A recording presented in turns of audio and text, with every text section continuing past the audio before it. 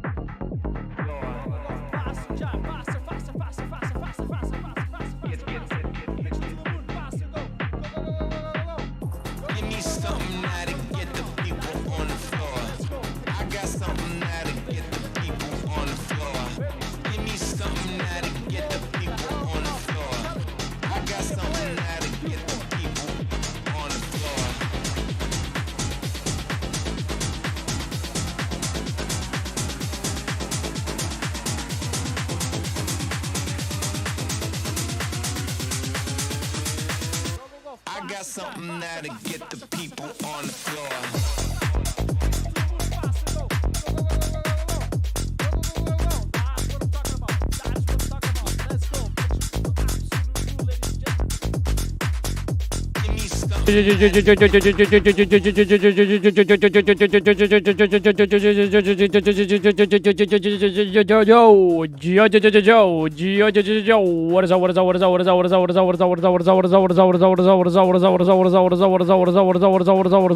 What is up, guys? Your Riddles, your boy Kagi, back at it again with a new live stream, ladies and gentlemen. Today we're playing Pixels as always. Every single day we play Pixels. Hopefully in the future we can put other games in rotation. But as always, every single day, 4 p.m. Eastern Time, 8 p.m. UTC, 1 p.m. PST. Ladies and gentlemen, welcome back. Trickle in. If you're new, let us know in the chat. Let's say hi to the chat real quick. Let's put the music. Let's pump the beat real quick for the chat. Let's pump the beat for the chat. Go, go, go, go, go, go, go, go, go, go, go, go, go, go, go. Go, go, go, go, go, go, go, go, go, go. We got right here in the chat. We got Edgar. What is up, Edgar? What is up, Duckler? Welcome back. Welcome back. We got Arcanine, as always, our community manager, the best out there, the legendary Arcanine. Arcanine, ladies and gentlemen. Say what's up to Arc. Arc is always here helping, saying hi to the community, engaging with the community. Incredible, incredible work by Arcanine. Much love, Arky. Tomás Pagano, what is up? Welcome back. Kiko Diego, what is up? What is up? Pars Mel, what is up? What is up? Julia, what is up? What is up? What is up? What is up? OG Pancake, Triglin, welcome back. Welcome back. Welcome back. Peter Q, welcome back. 911 Fun, let's fucking go. Welcome back. Kadil Imam, welcome back. Crypto Artist, welcome back. De Grano en Grano, welcome back. 911 Fun, welcome back. Abrix, welcome back. Luffy, welcome back. Ryder, welcome back. Abdul Islam Jasdur Sahur, what is up? Welcome back. Ryler TV, are you new here? Are you new here? Trickle in, trickle in, trickle in. Yeah. Nikki Lut Roblox. Roblox? Really? Really? That's your name, Roblox? Bruh.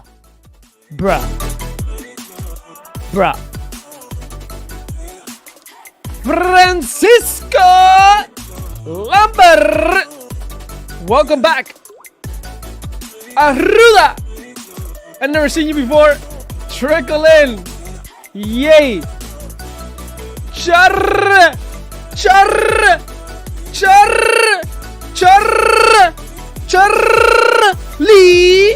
Madrid. Welcome. Tequila, baby. What is up? Came from Rob's live stream. Hey, much love. By the way, we're much different than Rob here. This is a very hyped up channel. We play video games. And of course, we talk about tokens as well in relations with those video games. So if you're a video gamer or you have friends or even kids or family that play video games, this is the channel for them. Okay, here we go, ladies and gentlemen. Here we go. XT NFT, welcome. Trickle in, guys, trickle in. All right, ladies and gentlemen, let's get into the market, and we'll go back into the chat. If you're new into this channel, make sure you subscribe, make sure you hit the like, make sure you pump it, because we're going to fucking Valhalla right now. Valhalla. We have right here Bitcoin at $44,000. Holy shit. What do you think is going to happen, guys? You know, should I do technical analysis today? I can do some technical analysis. Well, let's pull out the technical analysis real quick, ladies and gentlemen. Technical analysis, but not on Bitcoin. We're going to do it on Ronin, ladies and gentlemen. You guys know my technical analysis are absolutely insane. Nobody can do technical analysis better than me. So yeah, we got Bitcoin to the moon, we got Ethereum to the moon. That's all we need to know right here in the top 100. And let's go to the watch list for the gaming coins, ladies and gentlemen. Here we go. In the last 24 hours, we got Mirror Circle absolutely destroying it. We got Wimix with 23%. We got Playbull Games 20%. This is one of those that, what's his name? Alex Becker, the Becker pump. I call this a Becker pump. This is the Becker pump right here, the Playbull Games. We got Ronin, but this one is backed by fundamentals. The fundamentals, ladies and gentlemen, the fundamentals. Look at that, and we're going to do some technical analysis on this. Technical analysis. Are you guys ready for the technical analysis? Based on my technical analysis, here we go. We're going to do some technical analysis right here on the Ronin token. So here we go. Based on my last technical analysis, I absolutely destroyed my last technicals. I said it was going to $1. It was perfect. Now, my next technical analysis, ladies and gentlemen, by December 25th, we're going to be at $2 RON. By December 25th, here we go. This is a technical analysis. If we actually look at all the little red candles and green candles and all that good stuff, you can just throw patterns everywhere, right? And you can easily confirm that this is in fact going to $2 right here. In fact, based on this technicality, based on all of this right here, all of these lines that we're throwing here, I know some of you might not understand it, but for the people that have been around this channel, they get it. It's going to Valhalla. Absolutely going to Valhalla. Follow my technicals, ladies and gentlemen, because nobody does it better than me. Nobody does it better than me. Nobody calls these technical analysis better than me. As you can see, perfect. $2 confirmed, ladies and gentlemen. All right, let's get back into the market. Here we go. We got Ronin absolutely destroying it. Over 1.5. Some people thought that it would never go over $1. And I said it. I told you guys. This is the strongest community out here. The strongest community is the Ronin community in terms of gamers. Yes, we do have other chains that have a lot of potential, but Ronin is the #1 chain right now in terms of users. Literally hundreds of thousands of users, real users, not bots. Now, I'm not saying that there won't be competitors, but today, we're talking about now, today, the gamers live on the Ronin network, period. Full stop, okay? Full stop. Now, again, I say this again because I have bags everywhere else, right? I have bags in Ronin, I have bags in Myria, I have bags in GameSwift, all of this, I have bags in Gala. All of this ecosystem have a lot of potential, but they're not ready yet. They're not ready, but they're still pumping. We're not fading them, okay? So we got Engine with an 8%, Oasis with a 10%, PlayZap, which is a mobile ecosystem, with a 3%. We got Fatworld with a 1.3%. This is like a really low cap right here, the Fatworld. Chromia with a 0.60%. I don't know. Chromia, they don't even have their chain out. It's crazy. All these ecosystems are pumping anyway. Now, let's get into GameShift, ladies and gentlemen. Oh, it was at 47 today. It was at 47 right here. Bam, at 47. Now is a 0.43. But GameSwift is solid. One of the most solid ecosystems out here. We called that one really, really early. Now let's get into the gaming tokens right here, into like actual IP tokens, because these are chains. Let's go to IP. Let's see the Sandbox right here with a quick run. Okay, we got the Rainbow token with 28%. pump 24 hours. We got the shrapnel token, absolutely destroying it. This is also called the Alex Becker pump. Right here, we got CTX. Let's go, baby. I got money on CTX. I told you guys I have $500. I'm breaking even right now because I bought it around this price. I'm gonna let it run. I hope it does like a 10x, 20x. From $500, I'll probably go to 5,000. And if it goes 20x, that's 10K right there, right in my pocket, baby. Right in my pocket. Do a 20x. Come on, baby. Come on, we're rooting for you. We are rooting for you. We are rooting for you. Let's go. Let's go. We got Echelon Prime, 9%. We got Banana that is coming to Ronin Network very, very soon. R-Fox as well. Decentraland, Mana. Nobody plays that, but it still pumps. We got Wilder World. This is like a GTA. This is like the closest thing to GTA 6 in Web3. I'm actually very, very bullish on Wild. Very, very bullish on Wild. I mean, extremely bullish. And I don't have any tokens. But I'm bullish on this. It's pretty low, bro. 270 million. I mean, holy crap. This has more substance, I would say, than a lot of these tokens here. A lot of these tokens. You know? We got Axie Infinity at $7. Anyways, guys, if you guys are looking for this game list, I could drop it right here. I could drop you guys the list right here. If you guys are looking, just let me know. Just let me know. I'll drop it in chat if you guys want it, okay? Now, let's get into some news right here. This morning, I tweeted the following. Sandbox coming into the Ronin Network. Now, this is not confirmed, but my sources, which I cannot reveal. I cannot reveal my sources because my sources are very, very like, you know, they work in these games. They work in these blockchains. My sources are premium sources.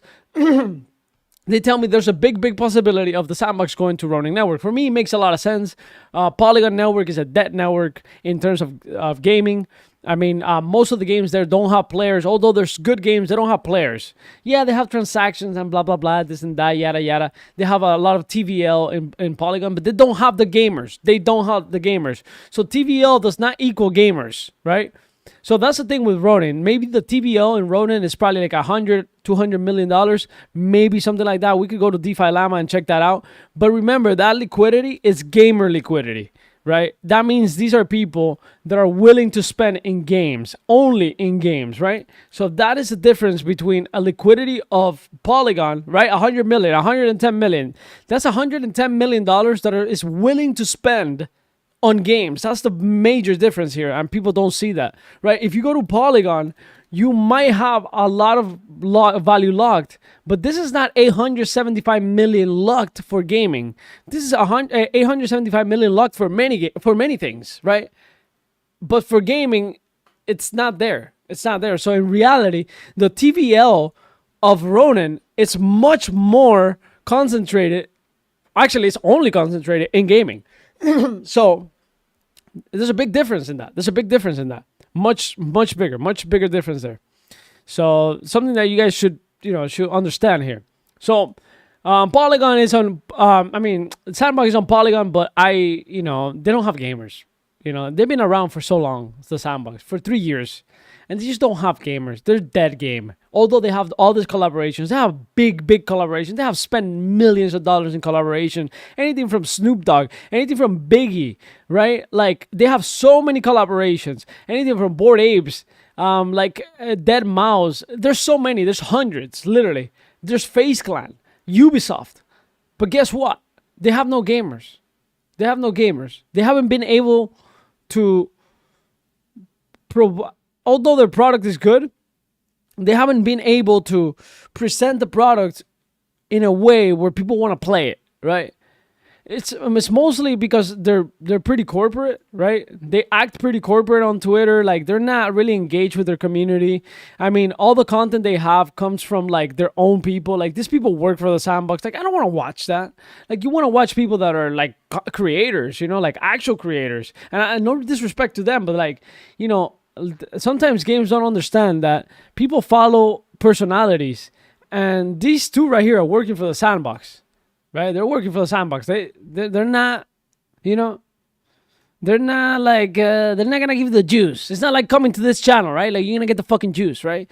So like everything they do is corporate. It's kind of boring to be part of the Sandbox, right? It's kind of boring. So the only way for them, to be honest, is to come to the Ronin Network. They're gonna be a dead game, honestly. With all their collaborations, they're gonna be a dead game. I said it. I said it. Whether you like it or not, that's the truth. And right here, I just tweeted about it. They're gonna be a dead game. Now there is some rumors out here, right? We got on the chain, on the test net, we got the Sand token releasing, and a lot of the tokens that have released on the test chain have actually become true, right? Have actually become true. Now, anybody can actually do this, right? Anybody can actually do this. That is true. But it aligns with my sources. It aligns with my sources. So who knows? Maybe the Sandbox comes to Ronin. I think it would be the best move for them. Respectfully. Obviously, respectfully. Always respectful. Always respectfully, okay? Now, with that being said, let's get back into the game, ladies and gentlemen. Today, we're playing Pixels. As always, what is up? What is up? What is up? What is up? What is up? What is up? What is up? I'm going back into the chat. If you're new into the chat, Agustin, what's up? What's up? What's up? What's up? Farmer Robbie, what's up? Welcome back. Crypto Cerdo, welcome back. Calling, welcome. Advex, welcome. Okay, I already told you. Dean Corso, is Pixel out? The Pixel token is not out yet, but today there's an AMA and we're about to watch it right now. We're 2 minutes away from the AMA.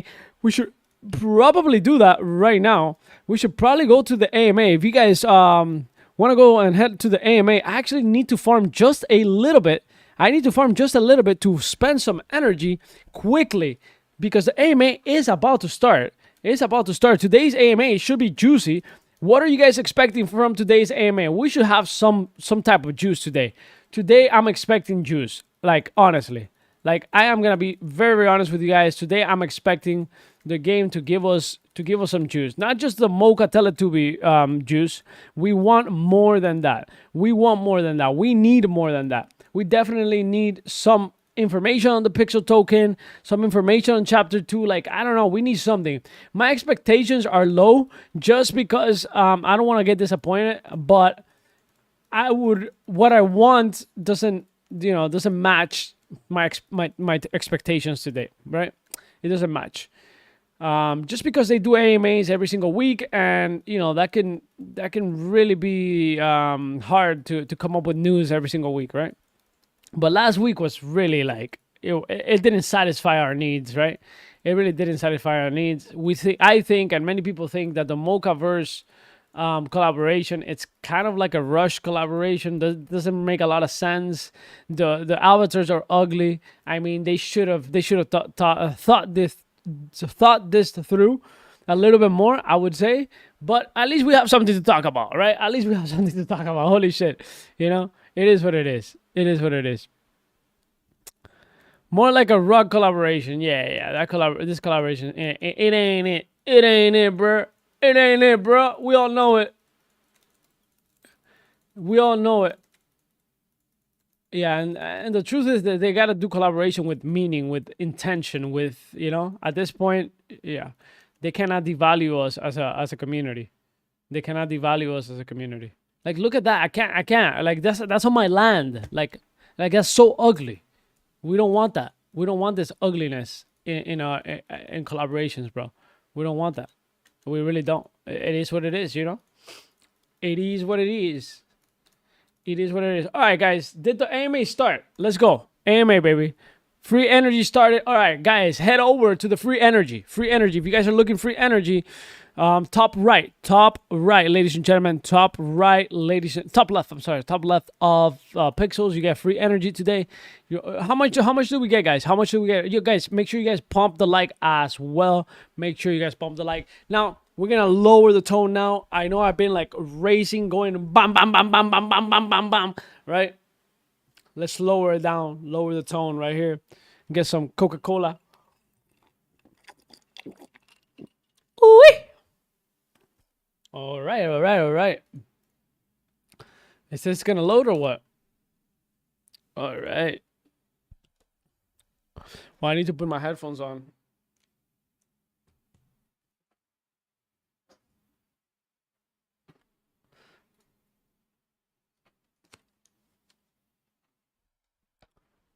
Oh, don't tell me this is gonna don't tell me this is gonna rug me. Are you kidding me right now? Nah, bro.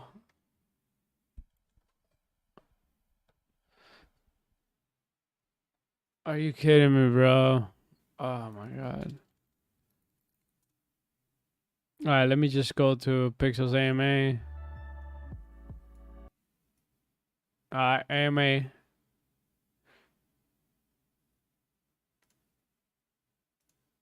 All right. Let's see properties. We're gonna go speakers. We're gonna go right here. Change it up. Okay. Hit the live. Okay, we're live. Let's see if it works. Hello, everyone. Welcome to this week's live stream. I feel like I start these every single week saying the same thing, but there's so much going on. There's so much happening. We're so excited to be here with you today. We're going to talk through everything that's going on and more. So if you have any questions, make sure you're logged into YouTube and you can throw them in the YouTube live chat. Make sure you're keeping it farmer friendly. And go in game, go to the theater. You can live stream directly from the theater, and there is a small energy booster with the popcorn flying everywhere. So make sure you're in the theater. And yeah, let's bring up Luke. Hey, everybody. Really exciting week this week. There won't be any big updates this week, but yeah, I'm going to basically start to plant some seeds. This will be kind of an AMA where we start to leak some of what we're planning on. And I think next week's AMA will be quite big when we get that one out. We'll kind of give you guys the whole rundown of what the plan is for the next 2 months and all that too. So definitely bookmark the next AMA because that one's probably gonna be pretty big. And we'll keep you guys updated transparently on what this all looks like. But yeah, I kind of wanted to go over today what the plan for the next 2 months is. Start to hint towards like our mindset, what we're thinking, the way that we view how Pixels is doing right now, some of the issues we've seen, and then also some of the things that we're working on too. So I might start to leak some of the stuff around chapter 2, the way that we're thinking about chapter 2, what our plans are for that. Give a little update on guilds, give a little update on realms, and kind of give you guys a picture of what all of these kind of look like together. So one, I want to just thank you all for continuing to be here and playing. Like we're nothing without the community. And it's been so fun to see this community grow. It's how excited you guys are about the game, how excited you guys are about everything in general. It's been a ton of fun. And yeah, it's just been, we feel so lucky here at Pixels to be playing with all of you guys. Like, we're the ones that are building the game, right? But it's kind of like our own game that we're playing as we're building this game, if that makes sense. And it's been a ton of fun for me, at least over the last couple of months, just to see all of you guys with us, see the new growth. It's crazy to me that there's people in the Philippines right now that got up specifically at 4 a.m. to listen to this AMA. That's absolutely nuts. You guys are kind of crazy. But yeah, I mean, you guys are the people that we really, really appreciate. So on all of those notes, because of the growth and the traction that we have right now, things are definitely moving. We've been hinting towards stuff for a while. I'm seeing a lot of reinvigoration of, when Pixel, that kind of got leaked a little bit. Some transparency around that When Pixel page. That was something that we had planned a while ago. We didn't quite pull the trigger on it. I'm still actually not sure if we're going to launch the campaign in that specific format. So I just want to completely give transparency around you. I love the When Pixels. We're not 100% certain that that's actually going to count towards anything. That page got leaked. But if you guys want to post it just because, then go ahead and do that. But yeah, so obviously it's starting to get to the next stages, right? We've been talking about the Pixel token for a very long time, and it's starting to feel right. Right? We have all the pieces together. We have a great game. We have stuff that's going to be using that token. So we'll start to give you guys more visibility on what exactly, all of that next stage is going to look like very soon. But I will say there's some really fun stuff coming involving that in the next, it'll be anywhere from 10 to 14 days at the max. What we want to do is we want to start running something that we think will push a little bit more growth before the holiday season starts. That way we can, kind of have that on autopilot. I can give the team a tiny bit of a breather before things get even crazier after the new year for the US and Americans. I know Lunar New Year's a bit later. But yeah, the whole team is going to be quite busy for the next 3 months to make sure everything happens. and it's going to be a lot of work. So, we have a hard deadline internally on when we want to get these next stages out, this next growth push out in, the next 10 to 14 days, basically. So I'm expecting the next AMA to kind of go into what exactly that looks like. So tons of leaks, tons of alpha, just in all those statements. I think a lot of you might be able to guess what might be coming with that. But yeah, just get excited. And beyond any of the stuff that we have with growth and all that too, there's some other fun things that we just launched that are kind of tangential and not even related. So we just launched that partnership with CoinGecko and Gecko Terminal. That's super fun, right? We are about to release 2 new one-of-one pets. I guess they're 2 of 2 pets, right? But they're really cool. They work in game. They'll follow you. They'll be active right away if you win these geckos. Do you want to pull them up and show people what they look like? They are so freaking cute. Yeah, you guys go to, you can just go to our Twitter page. We can show that page though, because we retweeted it. They're so cute. Or actually, I have a picture of, wait, I can do better. Give me like 2 seconds. Can you preview it? Okay, yeah. So we're doing a tiny promotion with CoinGecko and Gecko Terminal. We created like custom pets for them. This is something that we'll probably keep doing a bit more because it's really fun. It's really easy for us to do this. And yeah, why not? So we're gonna if you're making money, why not? Some more custom pets, why not? More giveaways. Why it's not? Just a fun thing. It doesn't really even like have an effect on the pet supply or anything like that. So why not? We'll only look for companies or partnerships that kind of give mutual benefit to Pixels, right? Where they start to expand us into some other audiences. Heidi pet? Actually, I was thinking I want a lemon head pet that's like literally just a lemon with legs and like a face. Oh yeah. Guys, let us know in the comments how much Barry you would pay for a Heidi pet, and that will help us gauge some demand. Maybe do like 10 Heidi pets, and Okay. Oh, that's nice. That's really my God. So it waddles around. It's very, very cute. That's like that is insane. Yeah. Holding a little Bitcoin. Yeah, it's so cute. Yeah. Sorry, I probably should have gone to a land with more space, but here we go. So cute. So yeah, make sure you enter. So go to our Twitter page. We retweeted their announcement, which links to their little system platform to enter the contest. So go do it. It's worth it. They're so cute, and there's 2 of them. Amazing.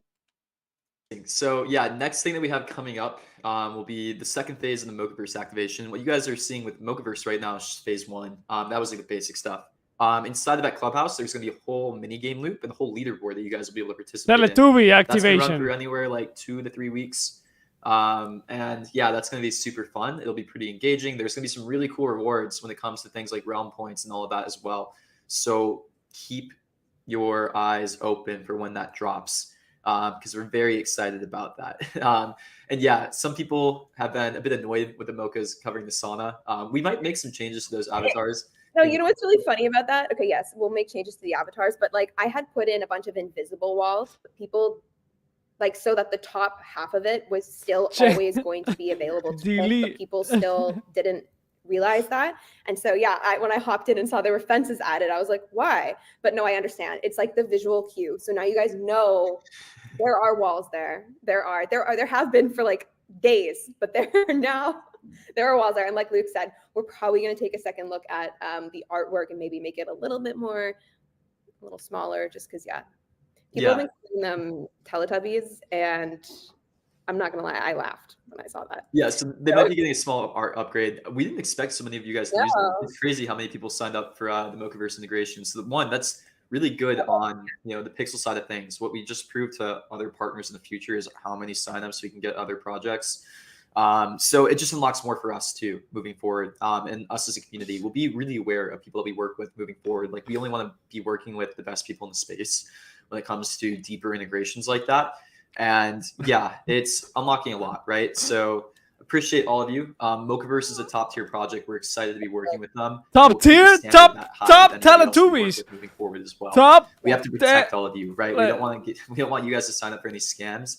Top Teletubbies for anything that we don't believe project. In. And yeah, I am so bullish on the Mochaverse ecosystem and what they're doing. And yeah, we'll continue to work with people like that. Top Teletubbies, yeah. So fun too, seeing all these people with these new avatars. You're right, bro. There's no way, Luke. There's no way. There's you no know, way. obviously there's this major hype around Mocha ID right now, So and everyone ugly. has them. I don't know. It's just gonna be so cool. Like the more like projects that we can give like our players access to like get their hands on these like free fun avatars and like stuff. I don't know. I just love it. It's been so fun. It's been such an amazing community building thing. So anyways, I'll stop ranting about Teletubbies, bro. community building for Yeah, now. exactly. So I saw a couple questions about pets utility, and maybe what I'll go into right now is bringing that around and what we expect with that. So It's all right. our It's all number one right. focus is You gotta chapter do two. it. Yeah, you gotta do it. In chapter 2, I leaked a little bit of what you can expect from chapter 2. I feel so good about our game design now. For like, this is the best I feel in the longest time, basically. Yeah. Like, we have a very clear vision of what the next 3 to 6 months look like at Pixels and what we should focus on. And it feels finally so cohesive. The game balance looks really good initially. The progression looks really good initially. Dipsy. I'm so excited to get La, la. chapter 2 out. It's going to change a lot of the way you guys play and interact with the game. It's going to add a lot of new stuff. It's going to add a lot of progression that you guys haven't really experienced in Pixels before. Right now, when you play Pixels, there's kind of progression. Like, right, you can work your way up to different crops. But what you can expect in chapter 2 is different things that just make sense. So it's like different tools that you have to use and different tools that have different level requirements. So there's like, you know, an iron, a copper, a bronze. You know, we're going to figure out the names and all this stuff coming up. But basically, like, different progression through tools like you would expect in MMO, different progression through, you know, different access of features that you would expect in a typical MMO. Tons of new resources, tons of new content with that. I think there's over, like, if I read it correctly, there's like 60 to 70 new resources that'll be coming out in chapter 2. And it just makes so much more sense than some of the stuff you have in the game. So we're really, really excited about that. And it'll just make the game play and feel better. So yeah, that's coming in chapter 2. So focus on basically core mechanics and systems changes. We talked a little bit about what that looks like with the guild system too. So one of the biggest changes in chapter 2, which there might be a piece that is shipping a bit earlier too, we'll see. Something that we're debating is splitting up chapter 2 into 2 parts, basically doing this guilds integration right away, and doing some of the resource generation changes right away, and then shipping dungeons or whatever you want to call it in a second update a bit later. That way we can kind of get the economics fixed first, do that as quick as possible, and then get out that nice exploration side of things after. And yeah, in that first half of the update, chapter 2.1 or something, whatever we call it, chapter 2, page 1, what it'll look like is the integration of guilds, guild permissioning, resource generation changing, all this MMO progression that we want to get in, all the resource tiering. Skills will be different a bit, but skill XP will be respected. None of your XP that you earn in the game will be thrown away, but it might be transferred into different skills. None of the resources that you earn in the game will be thrown away, but they might be used a bit differently moving forward. It's going to be a big change, which is really necessary. So again, we're going to respect all the progress that you made. Now it's basically just adding tiers, levels, progressions, and all of that on top of what we already did. So we're super excited about it. And yeah, we'll keep you guys updated on what exactly that looks like. And we'll start to leak a bit more of it as we move forward. But then yeah, in addition to that, what we've been working on is, you know, the whole exploration skill. And we're super excited about that. That's going to be like chapter 2, page 2, basically it's looking like. So yeah, what that's going to combine in is one that's going to be kind of tied into the pixel. So competing through this exploration side of things is going to be a large way to earn pixel. We're expecting it to take collaboration with guilds and other users to actually be able to get through this end game too. So pixel will be a lot harder to earn than berry is to earn, basically. There's going to be a few ways that you can get it. Wait, that's through, bearish. you know, interfacing with this exploration feature, getting through the end game. It gives us a much easier way to kind of give you incentives to participate through this end game. And then 2 other ways that you'll be able to earn pixel is through things like sharing the game, maybe referrals. We'll see on that one. And then progressing through like single player end game content too. When we think about reward distribution, what we think about is how can we create incentive structures that run themselves, that we're kind of hands off on, that that enable like good ecosystem behavior. Like the more decentralized that we can make this reward distribution, the better for us when it comes to just all of that. But that means we have to get really clear rules on what the reward distribution looks like. And those are the kind of rules that we want to set up. Basically, we want to set up things that reward, you know, users that get through the game in a long time. Like we don't want to we probably don't want to give Pixel to a new user on their first day. Basically, we want to make you work for it a little bit. And we want to make sure that we reserve certain pools for different user personas. So reserving some Pixel and giving them more tasks, giving landowners more tasks, giving VIP owners more tasks. Okay, now we're How we kind of talking. view land ownership and VIP is kind of like a battle pass system, where essentially if you have one of these two, you get to have more chances to earn from different pools, essentially. If you ever played a game like Call of Duty, Clash of Clans, this battle pass system makes perfect sense to you already. You don't give people things when they buy battle passes for free. Not for free, I mean, but you still have to make them earn it. So in Clash of Clans, if you've ever played it, they have battle passes in that game. And basically, the battle pass, what it gives you is extra opportunities to earn the coins in Clash of Clans. And we love that concept. It's basically the same aligned incentive structure that we want to create inside of our ecosystem. So yeah, that's what we're thinking about. So yeah, in terms of all of that, it's very close, right? Like if you looked into our timelines and you've listened to other AMAs, I don't want to say the exact date now, but I think you can infer like when we're planning to do things if you really want to do the detective work and sleuth. And everything is looking pretty good on that end. So yeah, for the first time, it's looking really good.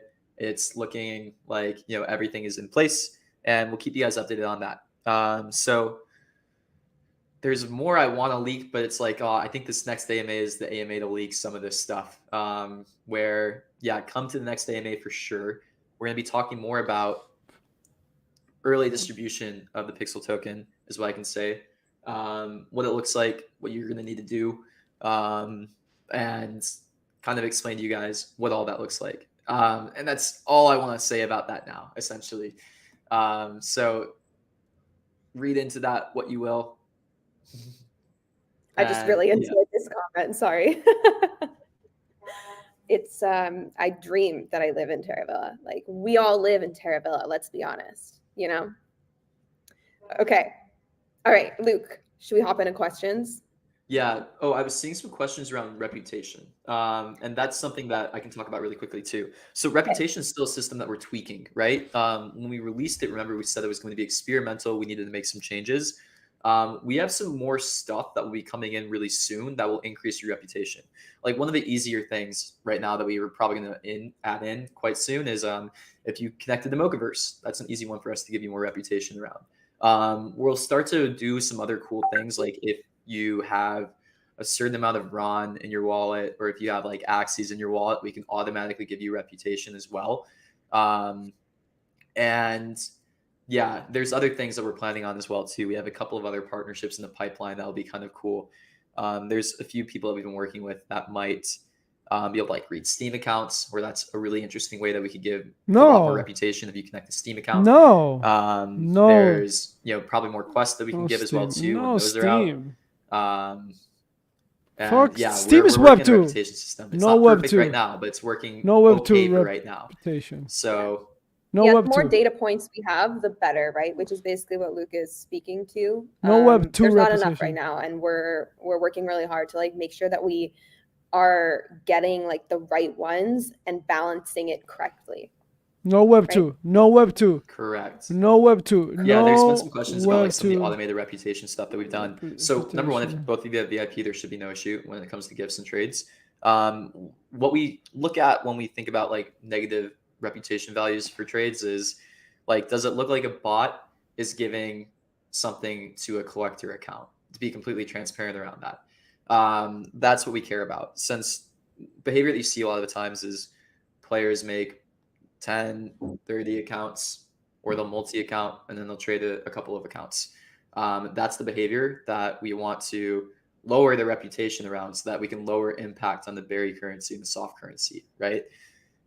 So yeah, there's also some other changes that we're about to make to core systems, especially when chapter 2 is out, that will probably allow us to lower the need and lower the limits around reputation as well. So we don't have to get so strict on trading.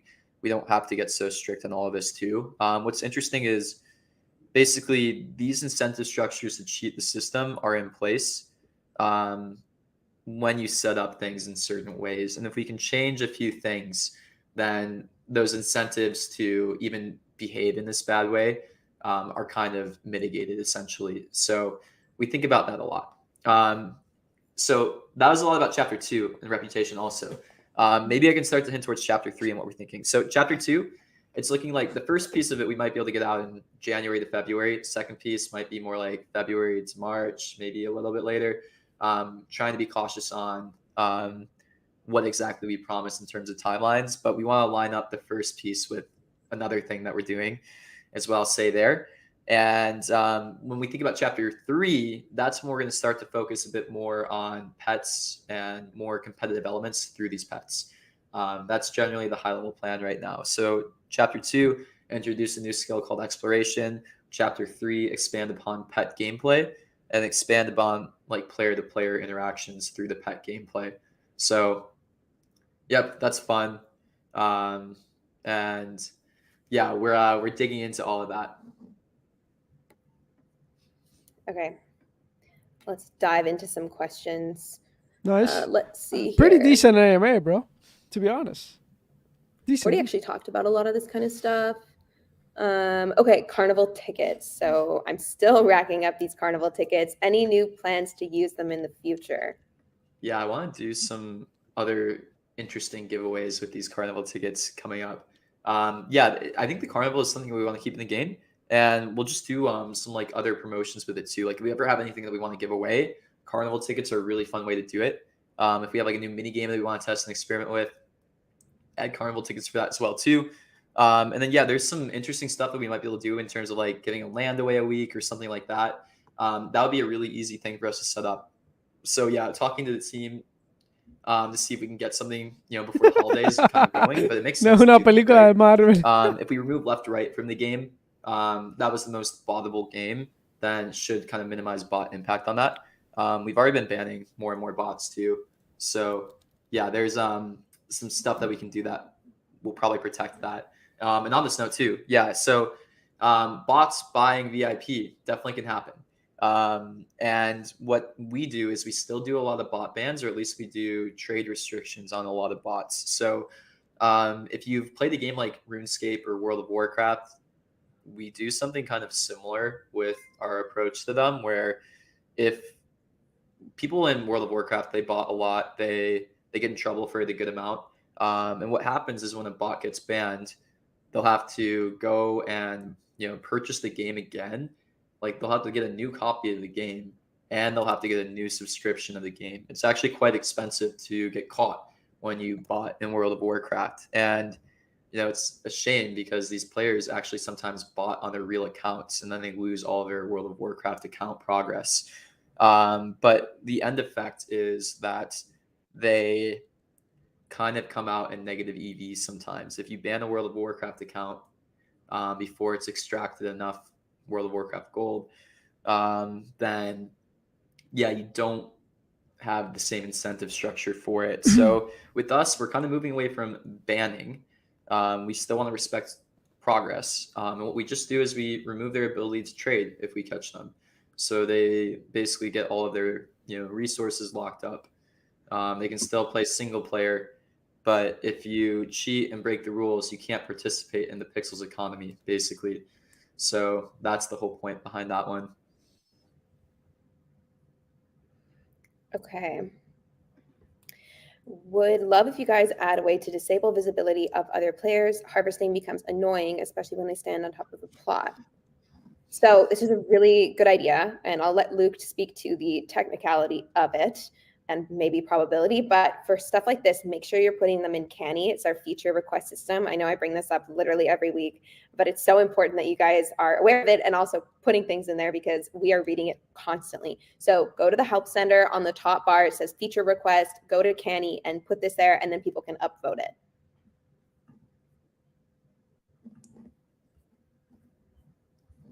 Yep. Okay. We have some more questions.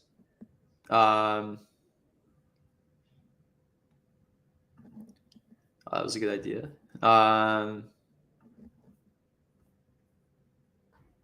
you want me to grab one? Yeah, somebody hates the reputation system. Yeah, so Reputation is a double-edged sword, right? What we need to do on our end is we need to make sure that it's easier to get reputation if you're a real user, and make it hard to get reputation if you're not a real user. So reputation right now is a negative, or it's a necessary evil, right? Where the impact of bots will ruin the game much more than some of the other systems that we've been implementing, right? Like bots make the game less fun, they make the game feel less fair, and they just make things worse in general. And it's funny because sometimes we get people hating the reputation system, and we actually find out that they were running a bot account or they were running a bot farm. So I'm not saying that you are, but just note sometimes that if we get FUD in the Discord, or if we get FUD in like some of these chats, maybe dig into that specific user a bit more if you're just a real player in a They're better always one. the loudest. The ones Yeah, that come well, firing are usually up to something. yeah, if you've ever played an MMO, you know how this goes basically. Like, people cheat then, and sometimes they cheat on their real accounts, which is a shame. Where it's like you shouldn't cheat on a real account that you really care about, because then you have violated terms of service. You risk losing that account. But yeah, sometimes in the Discord you'll just see people who have like nothing to lose since their account's banned, because they were cheating, make a big fuss. That's just how it goes sometimes. Okay. Let's see Oh, so here. then yes. Oh, sorry, Oh, nice. I brought up a different one. Okay, well, anyways, when new events. So phase 1 of our Mochaverse partnership went live last week. And so obviously phase 2 is coming very, very soon. And it will be a game loop, a fun game in pixels, kind of like we've done in the past, if you've been around for a bit. So yeah, stay tuned for that. It is coming very, very soon. And it will be very fun and exciting. And what I can say to you is there's going to be something else on top of that as well. And that will be kind of the focus of the next AMA. Okay. And I don't want to leak too much more of that. But yeah, that other thing that I'm talking about, that will be a pretty big growth push that we start. So yeah, I'm not sure if that will go out next week for sure. I think what the target date that we were looking at was like December 14th to the 20th to start running this campaign. And yeah, that'll be a huge thing. So we're excited to get that one kicked off. Will lead to a lot of growth. I think a lot of you will be pretty happy when all that's announced. And that'll be something we probably run for like 3 to 4 weeks. Okay, let's see here. Will there be a Christmas event? No comment. Somebody asked about VIP. Will it be fixed at $35 US? So yeah, we just actually adjusted the price today because the Ronin token went up like 30% from last Friday. We didn't want you guys to wait another couple of days. So we just adjusted it again because we'll probably have to adjust it again on Friday as well too. So yeah, there's just a VIP price adjustment. If you guys haven't been paying attention, you can go take a look at that. Will likely be readjusted again on Friday. Yeah, we're going to keep it fixed to that US dollar price. Yeah, so we generally readjust it every Friday. But like Luke said, we just saw it needed to be readjusted a little earlier this week, so we did so. But yeah, you can usually expect it on Fridays. Okay. Ooh, I like this question. What are your favorite avatars, Luke? I'm still a huge Subway Rat fan. That's the one that I'll be rocking if you ever see me in game. It's a little rat with a piece of pizza on top of it. Yeah, I love Subway Rats. I've got one with like a little party hat that I wear often. I'm still obsessed with my OG Rainbow Glizzy Gang, which you guys probably see me in the most. I think I'm that character right now. It's like a rainbow hot dog. Obsessed with that one. What was the question? I also love Pixel Beasts. I have On Friday as well, for sure. Partnership went live last week, and because then they make the game feel less fair, and they just make things worse in general. And put this there, and then people can upvote it. What we need to do on our end is we need to make tiny chickens in the game. Cyber snails are so fun. Rainbow Girls Gang. If you don't know what Girls Gang is, it's like teeth. It's like girls. It's like teeth with like eyes. It's just like, exactly. It's just ridiculous. Like, what? But anyways, I would say most of the time I'm in my glizzy. Yeah. Okay. Ah. Okay. Here. Why do you even allow multi-accounts? Yeah, so by the rules we don't. But the issue is enforcement. Like we want to allow like families to play the game. That's an important thing, like multiple members of a household. So the official rule is if you're abusing the rules, which means playing multiple counts at a time, botting, cheating, automation, then that is rule breaking, and we have the right to decrease your access to the Pixels economy. So yeah, what we're more focused on is creating incentive structures that make this not viable and make this not make sense to do, basically. So there's rules that we can add, but then it's like, how do we actually enforce the rules? And what is the approach to the rules? And our preference is to come up with systems that make this not have to be an issue in general, right? So how do we make a system where it's not our subjectivity, it's not, us doing all this, like essentially we can have it going without any human interfacing, and then we make it harder to make multi-accounts. So adding like higher requirements around like some of the soft KYC pieces, for example, like connecting a phone number doesn't work at all. We found like you can just spin up multiple phone numbers and make multiple accounts. But if we make it harder for you to make multiple accounts that get the reputation limits that they need to actually trade and like affect the Pixels economy, that's kind of a thing. I agree. Right. I agree. So I agree some with the people don't like the reputation reputation system for that reason, because it makes setting up multiple accounts a lot harder. And for that one, I don't actually feel very bad. I'm sorry.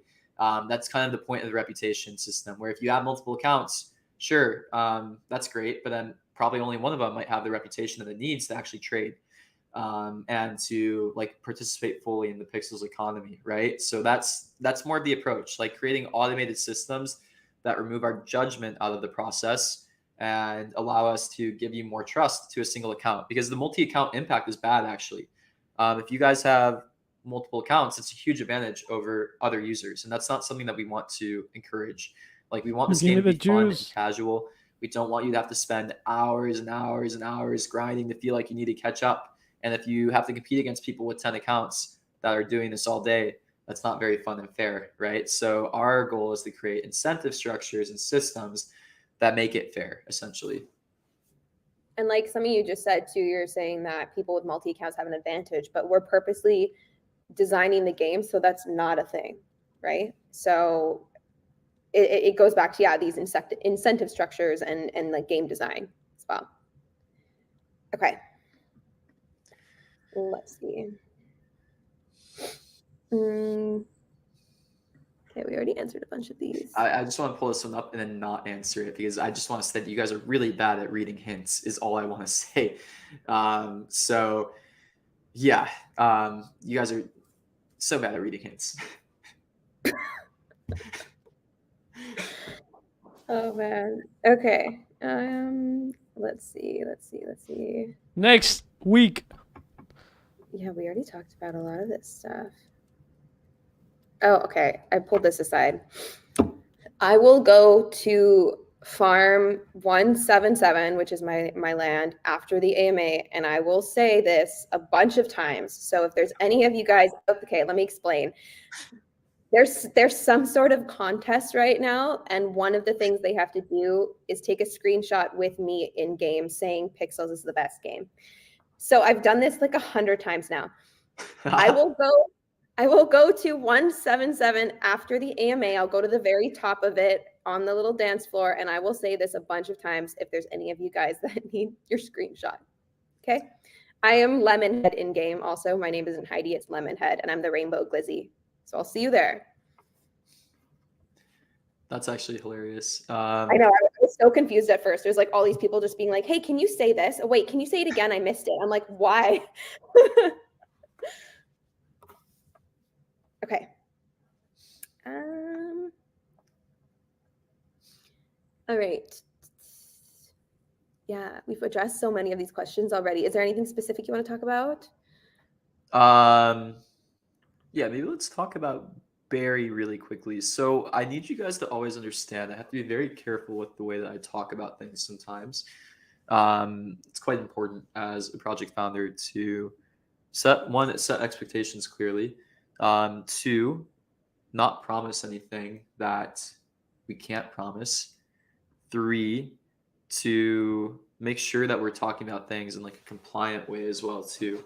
But yeah, Barry right now as is, I would say is like a key issue in Pixels, and it's what I am spending all night thinking about lately. And yeah, all I can say is that there's going to be some changes that we make to Barry.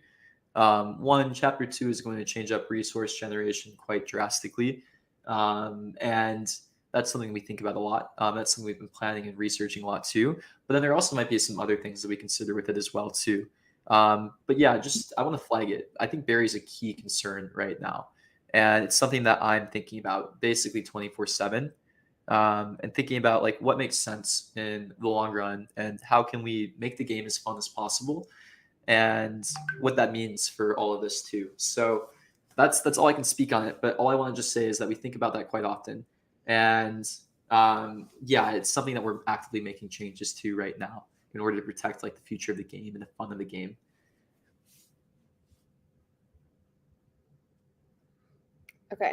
Okay, yeah, someone asked this earlier. Can you publish a summary of the important information from this stream in a notice on Discord? So yes, we do this every single week.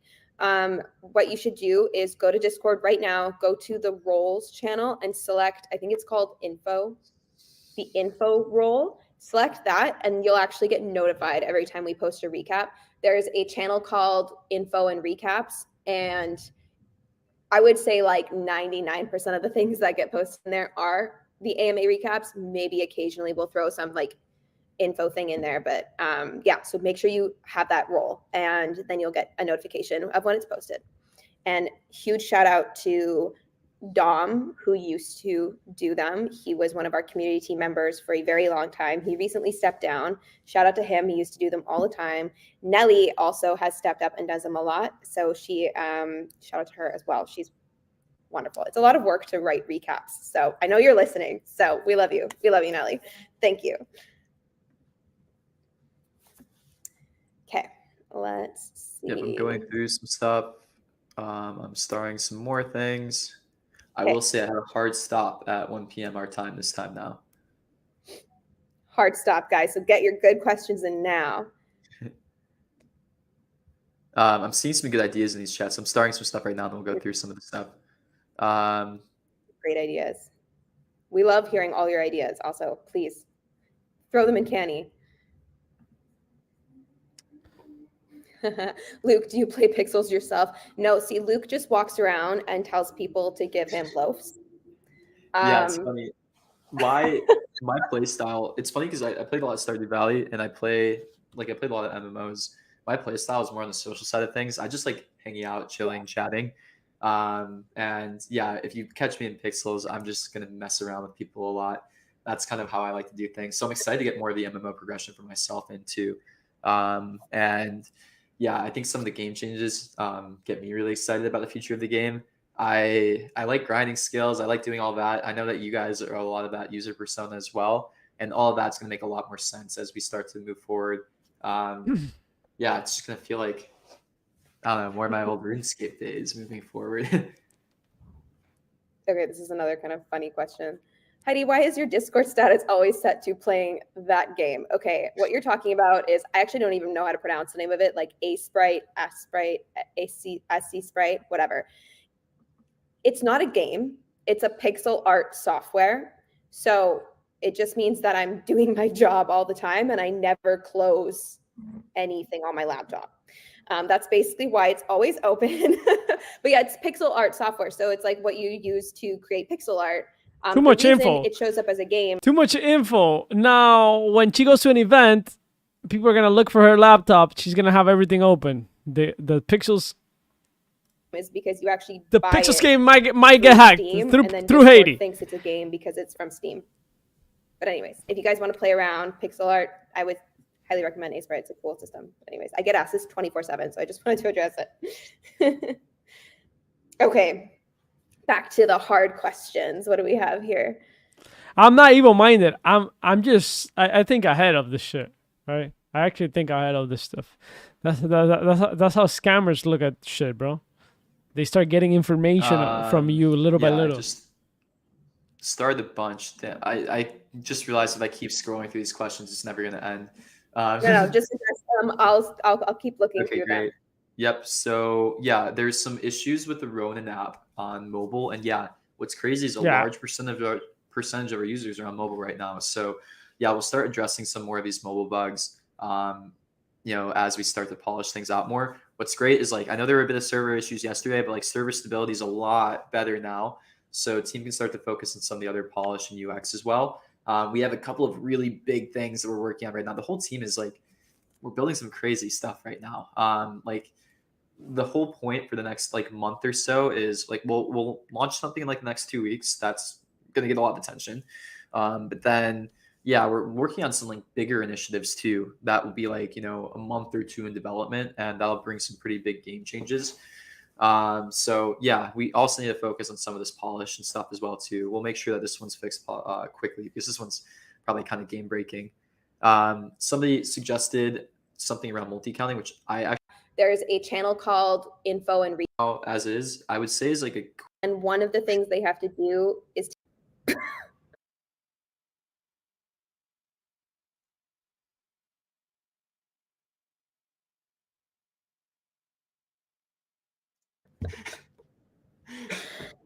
Oh man. Okay. because I just want to say that you guys are really bad at reading hints is all I want to say.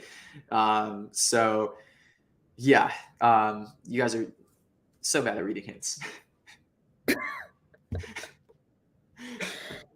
Oh man. Okay. Let's see. Yeah, we already talked about a lot of this stuff. Basically registering accounts, trading between them. Not a bad idea, honestly. Player personas that exist in Web3, how to balance all of them, how to make sure incentive structures are aligned. What that What's probably up, looks like in DSI? the long run is, we think about the pixel token a lot when we think about tokens. Bienvenido, de grano en grano. Focus. El grano mío And izquierdo y just el like grano mío YouTube. derecho. Bienvenido. But Cada vez que yo leo maybe looks a eso, little bit es como different, que under de the grano en pixel grano. token, where probably only like 10 to 20% of like Qué the mente más top sucia. users might earn the pixel token, and you might not earn it coming in day one into the game. You might have to work your way up to get some of these rewards. So yeah, we think about that one a lot. So one, it's just like the generation, the incentive structures behind tokens really matter. Two, user personas and thinking about them matters a lot too. And then three, yeah, there are changes coming to what we're doing with the berry token as well, and more will be said on that soon. Yeah, we do have an updated light paper already that's being sent to all of the parties. I've just been trying to figure out how much I want to leak right now. So I think when we start to give a bit more information on the pixel token, that's when we drop the new light paper on how all of it works. There's also just been some changes behind the scenes too. So yeah, note that we're learning a lot in the last month even. So some of the things we thought were going to work really well with Pixel, we're changing a little bit.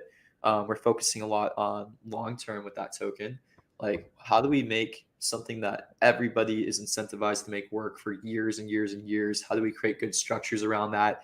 How do we make sure that early players feel rewarded? How do we make like sustainable systems? There's a few things that we have been tweaking a little bit too. So we want to make sure that we have like a final version before we get it out as well to the public. But you shouldn't see that in too long from now. Basically, it's almost completely figured out. Essentially, what we're trying to do internally is get like final drafts on everything this week. Tokenomics, white paper, all of that. I missed the question, but someone was asking about like future pets, like new types. Do you want to just roughly address it? Yeah, we have like over, I think like 20 types or something like that ready. So yeah, Yeah, is it 12? I don't know. Oh, I think it's more than 12. I think some are more ready than others. Yeah, it's a lot. And yeah, we are going to be launching those pretty soon. So the thing that I've been debating is if we do a petman and berry first. Um, Sorry. Our teammate Tyler just messaged both of us more than 12 in all caps. Well, how many is it? more than 12, maybe less than 20. Somewhere in between. Um, but yeah, the plan around that is basically like we're holding them off for Pixel. That's going to be one of the immediate use cases of Pixel token, minting pets. So that'll be super fun when we do the first like limited mint of pets in the Pixel token. There's debate on our end if we want to move one pet mint forward to a certain subset of users and do that in Berry token. That's something that we're open to and we might be doing. That's still TBD. And we'll try to come up with a decision around that by the end of this week. Kind of ties into some other plans that we have as well, potentially. So yeah, that'll be fun. We want to get more out soon. And then, yeah, we'll keep doing these one-on-one pets too. But yeah, there's only going to be those Genesis pets that minted. Now there's no more minting in the Genesis pets. So those dinos, that'll be the only time you can ever get those. Locked in at that rarity now. And the other pets moving forward will be different types of pets. I don't think they're as cool as the dinos. But then, yeah, there will also be difference between stats in these other pets moving forward too. So dinos will have the highest base stats on them. And yeah, even if you get like all the best potions on these other pets, you won't get quite as high of stats as the dinos had. Okay, we've got a ton of new questions rolling in. Yeah, let me just like whip through a few of them. Okay, can you put subtitle option on videos and broadcasts? So, first of all, I'm sorry that Luke and I are only fluent in English. We totally like. There's so many of you that speak so many other languages, and I wish we could fluently do these AMAs in all of them. So I'm sorry, we can't. But there are different AI tools out there that can like live, like in real time, create different voiceovers or subtitles in your various languages. So I would suggest looking into that. I will say though, after the AMA, maybe give us like an hour or two, subtitles are added to the videos, the recordings of our AMAs in around 15 different languages. So you can wait until after the fact and then read along and listen then. Any update on merch shipping? I think it's going to start shipping today. I think they're starting to ship today. So I think so, because I think he said December 6th. So I'll double check with our merch guy, Ryan. But I think it's going to start today. So if they're shipping from LA, so if you're in North America, I don't know, a week or two, and then the rest of the world, obviously it'll take a little bit longer, but I'm so excited. So excited. Oh my God. Okay. Let's see. Are there incentives on having high reputation scores? So the whole reputation system is like the higher you have, the more like abilities you have in game, right? Like you get to fully participate in the Pixels economy, like completely the higher your score. So like that's your that's your incentive. I know you're asking for something more, but like that's your incentive. But also there might be something more. We've been talking about this a lot when it comes to next stages. Yeah, in the short term too. It might be worth thinking about that as well, say. Yeah. Okay. Speaking of reputation, the butter wine quest should add reputation. I hear you. That quest is a doozy. It is so hard. So yeah, it's probably a good one to add reputation. You know you're committed when you've completed that quest, I have to say. Will new towns or maps be created aside Terravilla in the future? Okay, so if you've been around for a while, you'll know that Terravilla used to be massive. So the main map was the same as the one that you guys are used to now, but there used to be 6 other maps that surrounded Terravilla Central. So there was Northwest, North. Sí, ahora explicamos en español. And we created those maps. First, primero English, then Spanish. We'll fill them out over time. But we found that we kind of got ahead of ourselves with that. We made the maps too big. And like to get to the sauna before, you guys don't even know. Getting to the sauna before, if you had less than, 2% energy or something, you walk so slowly, you had to walk forever. It was funny, but it was annoying. So we shrunk the map. We got rid of all of those. The first edition we've made is the carnival map. There might be something. Oh no, wait, it was Shoreline, and then the Carnival map, which is now connects to Shoreline. There might be another map coming in the south. Maybe. Wait and see. But yes, things are coming. And the difference is that we're taking the approach of like, when we create a map and we publish the map, there's a reason to be there, as opposed to like we had maps before that we were like, oh, we will fill them out. And it just like, it didn't work out. So we experimented, didn't work out. So now we're doing something the opposite way. Okay. Get a gym in town. Yeah, I love the Ronin gym. I would love to get the Ronin gym inside of Pixels. I think that'd be hilarious. But yeah, I mean, chapter 2 is where we're thinking about some more systems like this. So progression is going to look a lot better in chapter 2. I'm not going to say that we're going to do a gym, but I love the whole Ronin gym memes. I need to post more Ronin gym pics too. I go to the Ronin gym all the time. I saw a tweet today that was like, business model idea, gyms that only charge you when you don't go. I was like, oh, that would be an incentive.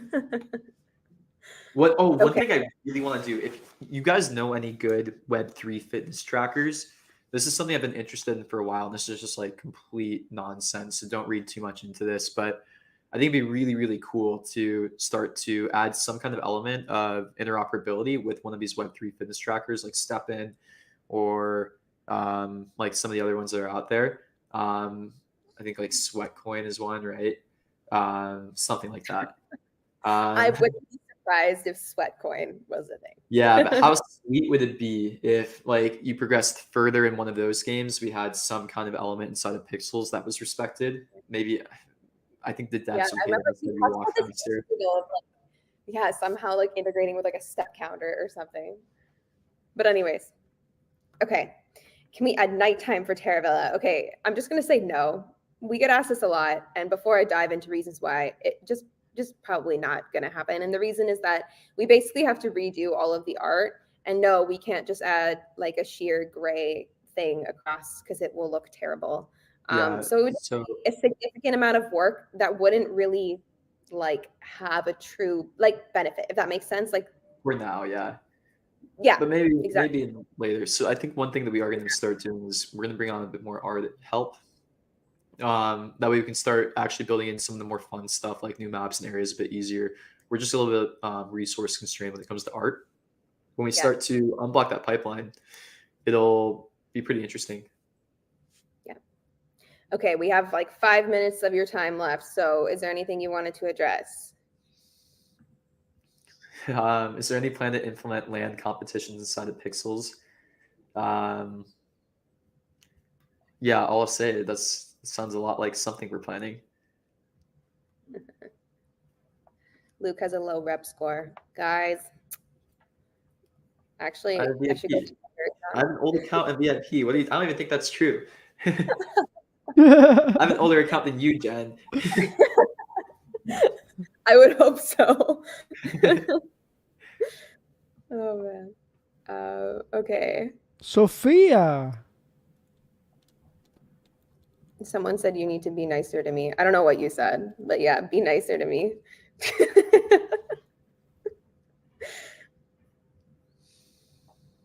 Okay. All right. Is there anything specific you want to talk about? Somebody asked more about pets. So yeah, we do want more people. Me gusta la mandarina. Okay. Right now, we want pet types to be rare. We want less rare pet types also, if that makes sense. Like when you play Pokemon, right? You come out with like a level 3. We want to start to introduce more level 3 to 5 Pokemon, or like pets inside of the game, right? We want like entry levels, and we want rarity to be respected too. So these Genesis pets that we just introduced, we want these to be like the best ones. But then we want to start to get more entry level stuff into the game too. Yeah, I would love this. Like the best days ever in Stardew Valley are when it's raining. So you don't have to like waste your time and energy and whatever to water your crops. I'm not sure if this will come in Pixels anytime soon, but I hear you. Yeah, and then will there be more ways to win Barry than farming, cooking, wine, making? Yeah, so what I'll say is like even the way that you earn the berry currency in chapter 2 is going to be completely different. We have a whole new system around that. That's going to make a bit more sense. And it's actually going to vary the gameplay a lot too. How much do I want to talk about this?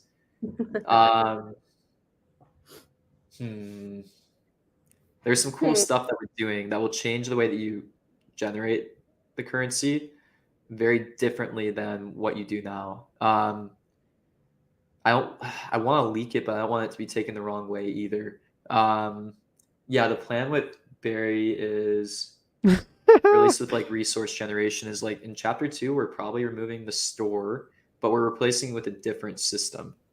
And that system will kind of operate in the same way as a store, but it's going to be unique to each player. So you'll get like different tasks that you can do to generate berry, and they'll be randomly generated for each player each day. And it's a really cool system that we have where it's like, if we want more, pot berries to be burned one day or taken out, we can get more tasks around that. That's interesting.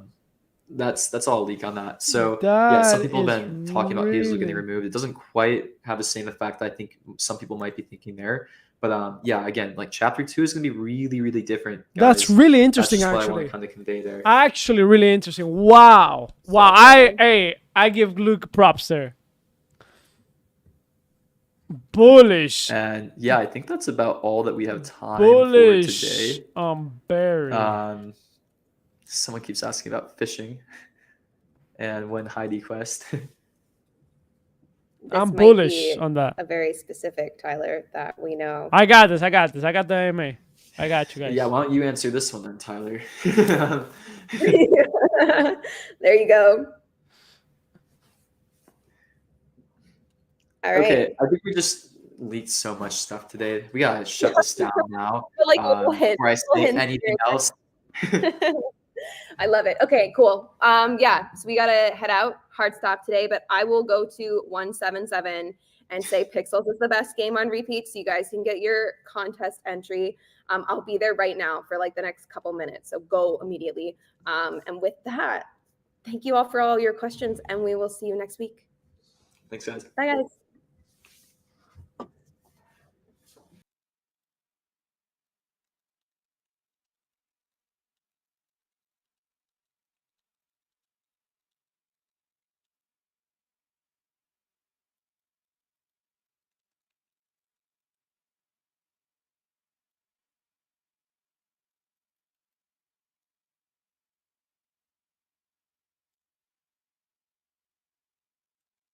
Okay, cool. Cool, guys. All right, here we go. En español, ahora lo hacemos en español. Ya tengo aquí el español. Ya viene el español. Simplemente déjenme tirar esto. Pixels AMA recap. Next week, off-chain pixel airdrop. They threw a hint at us right here. Landowners and VIPs will earn pixels through a quest system similar to a battle system. Newberry earning system in Chapter 2. Store will be more personalized to each player. And new items will pop up depending on what the game needs each day.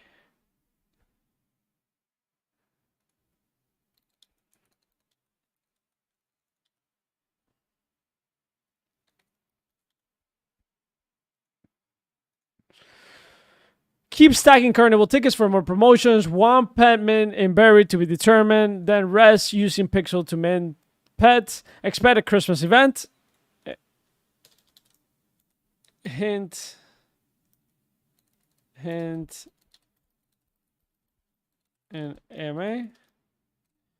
New tools with level requirement will come to Chapter 2. New map expansions to the South Terravilla coming. Probably Christmas or chapter. I will say Christmas or chapter 2.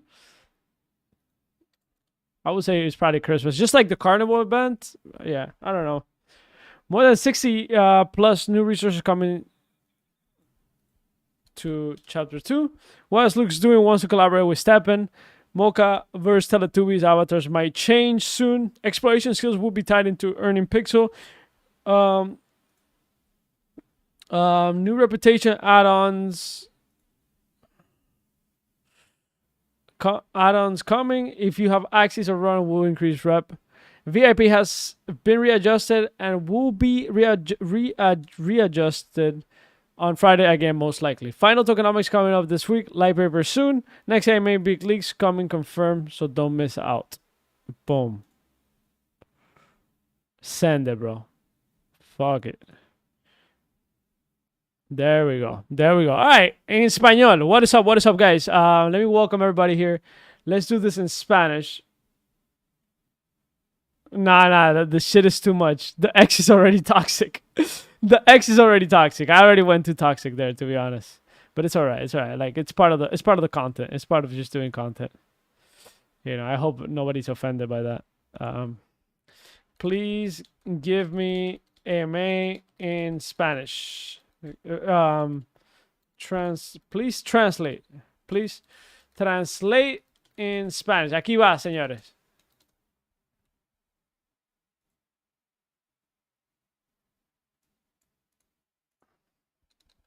Translate to Spanish. Aquí se lo doy en español. Vamos. Aquí vamos. La próxima semana puede ser que haya un airdrop.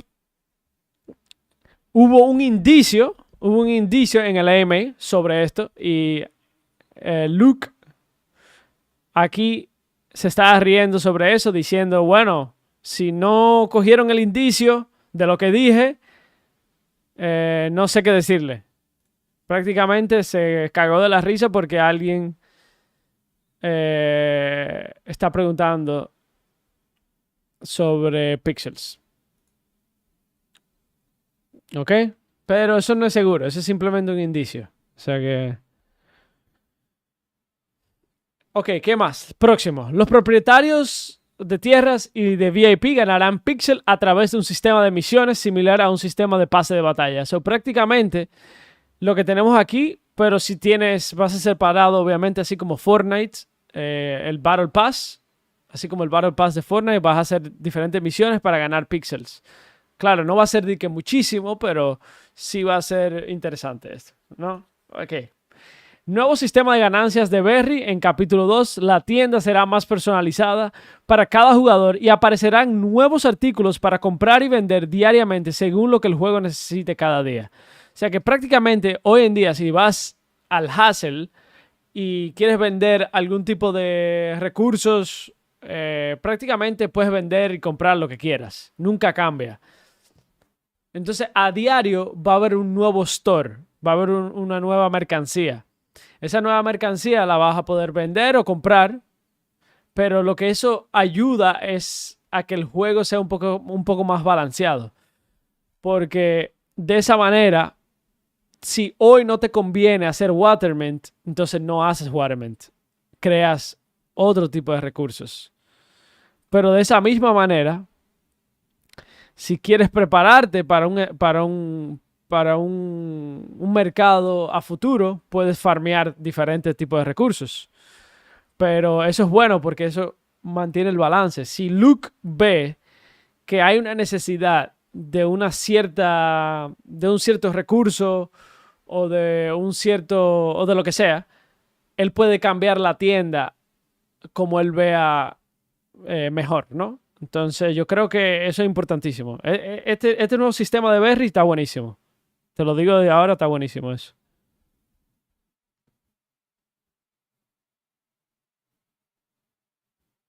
Ok, perfecto. Lo próximo es que continúa acumulando boletos de carnaval. Viene más promociones, o sea que se va a usar el carnaval para hacer promociones de vez en cuando. O sea que no hay pérdida en ganarse sus tickets a diario, ¿no? Un mint de mascotas vendrá en Berry, lo más probable, pero todavía no se ha determinado. El resto de las mascotas serán en Pixel, cuando el Pixel Token salga. Se espera un evento de Navidad. Hubo una pista en el AMA también. Habló un poco del evento de Navidad, pero fue así medio rápido. No hubo mucho indicio, sino que alguien preguntó y dijo, bueno, puede ser, dale. Entonces, pero fue como medio sarcástico, como que sí va a haber evento. Y tiene mucho sentido de que haya. O sea, si no hay, pierden ellos si no tienen eventos. Nuevas herramientas con requisitos de nivel llegarán en el capítulo 2. O sea, que ahora mismo tenemos, como por ejemplo, tenemos herramientas como la hacha aquí o la tijera. Puede ser que en un futuro haya tijera nivel 3, nivel 6, nivel 10. Y dependiendo de la tijera, puede ser que la tijera corte más o menos o se dañe. Para minar también puede ser que haya diferentes niveles de taladros, etcétera, etcétera. Ese tipo de herramientas. Entonces eso le va a dar mucho más dinámica al juego. Definitivamente.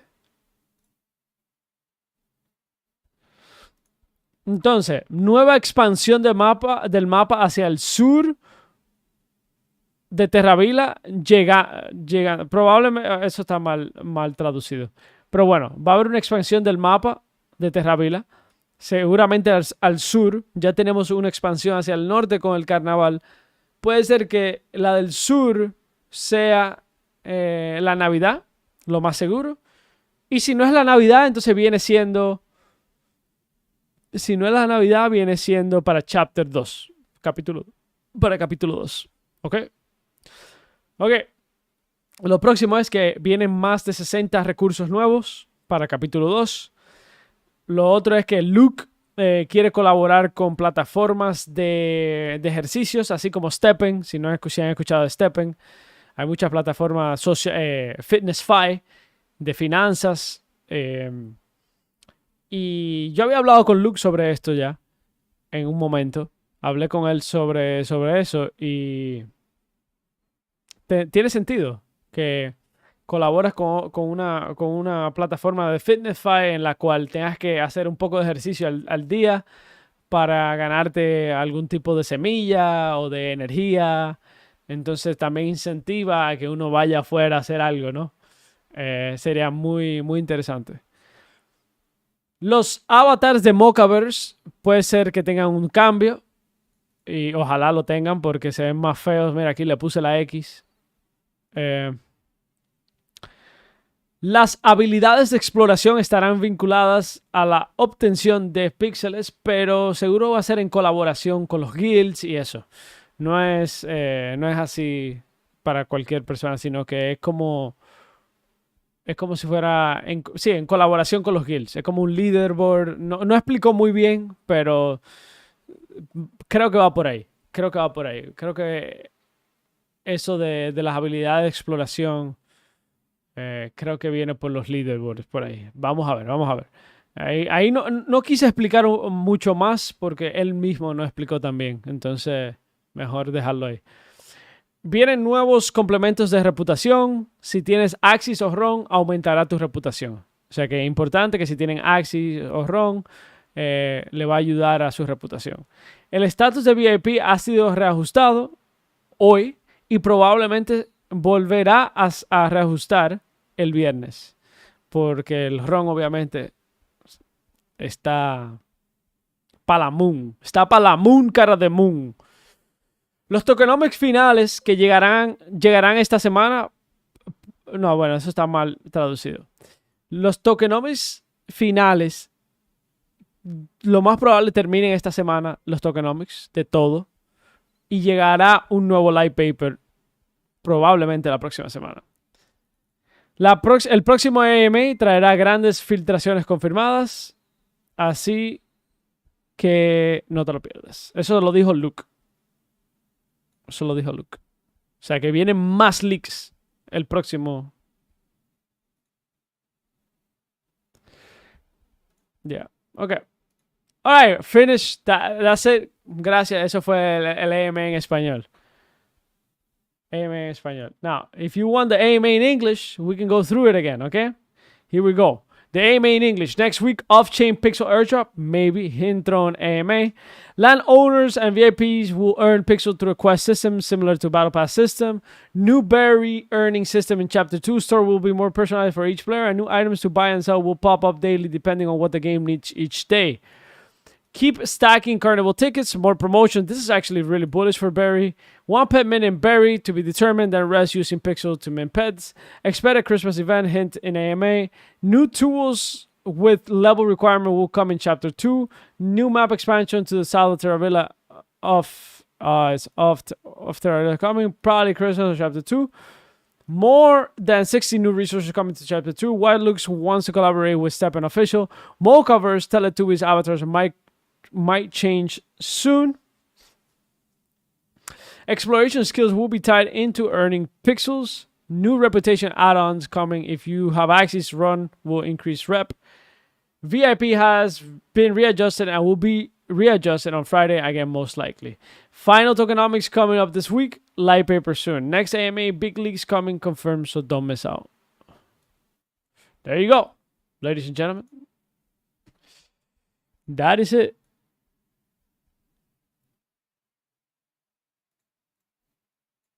That is it.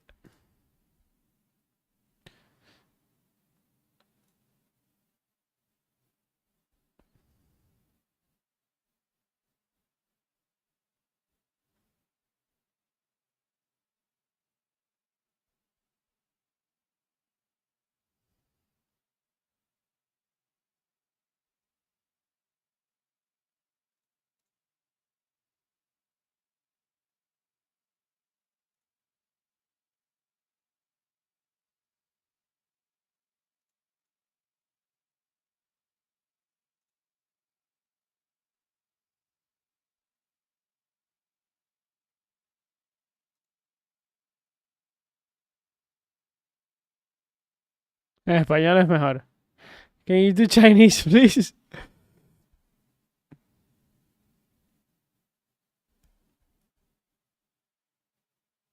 Yeah. What do you guys think? What do you guys think about the AMA? I want thoughts, concerns. Let's go. Let's go. AMA with the community. Ask me anything. I don't know much. I know what you guys don't, but ask me.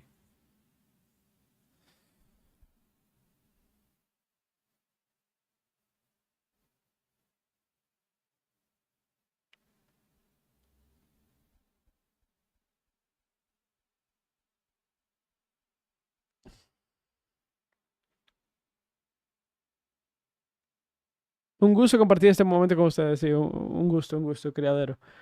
When Chapter 2, we don't know. That's like next.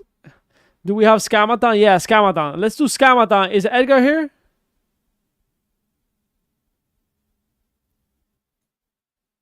Edgar is here. Scamathon, señores, Scamathon.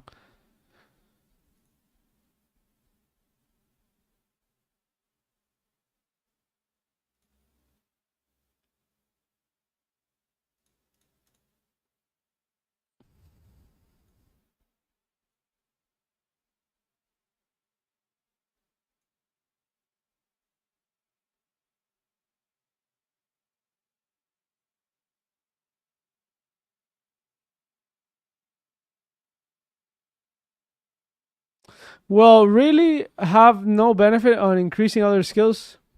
Wait, is that what you got out of the AMA? That there's no benefit in increasing other skills? I am so confused. 670, guys. Scamathon. Scamathon, 670. Time for Scamathon. Alright, do we have a new track here or is it the same one? Oh, it's the same one. Alright, cool. Come to Scamathon, guys.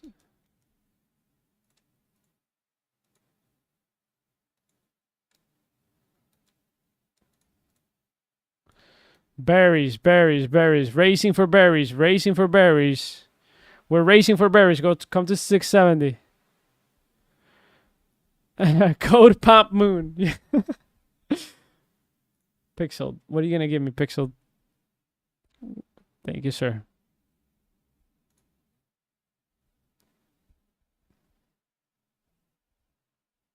Can we buy a Pixel token yet? No.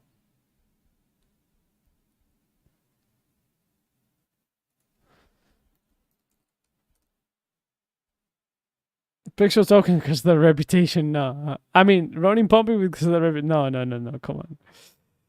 Come on. No.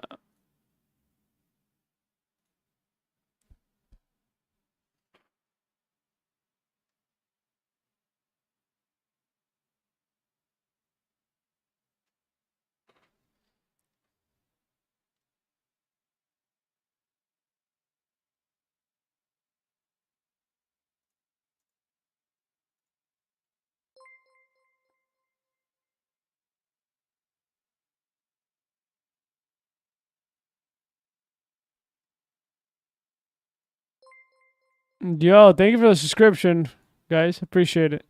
Thank you. Much love. Make sure you guys hit the like. Land number 670.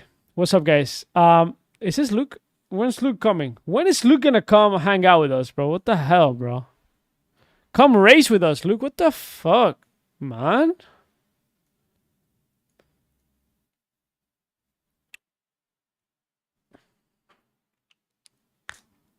We're racing. Carrera, venga, 670, carrera por Berry, Si ganas Berry.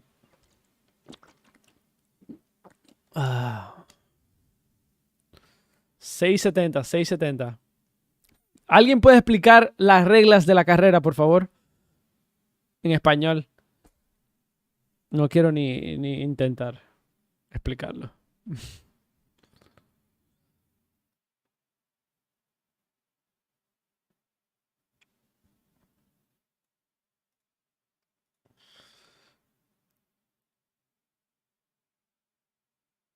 Okay.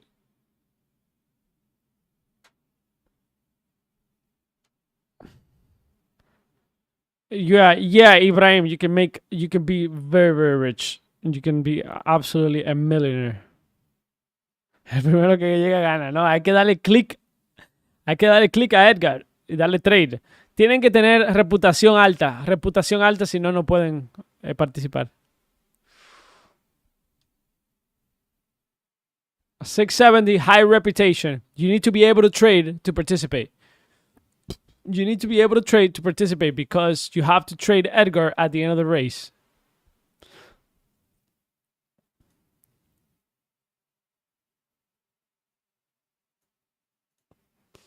Oh, hell no. You got Mocha. Oh, hell no.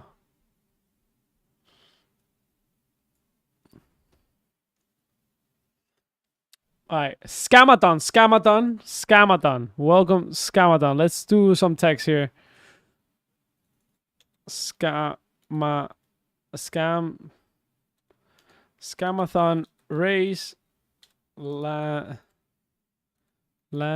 670.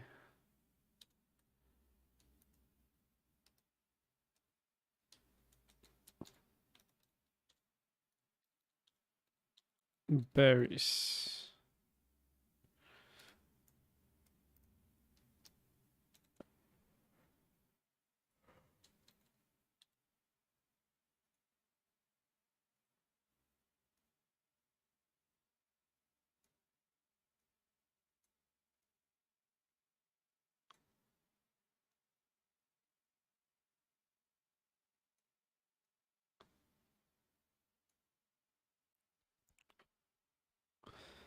Scamathon. We got the Scamathon going here. All right.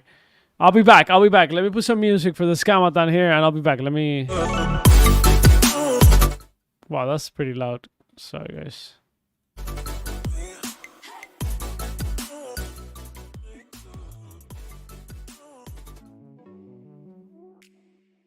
Let me get coffee.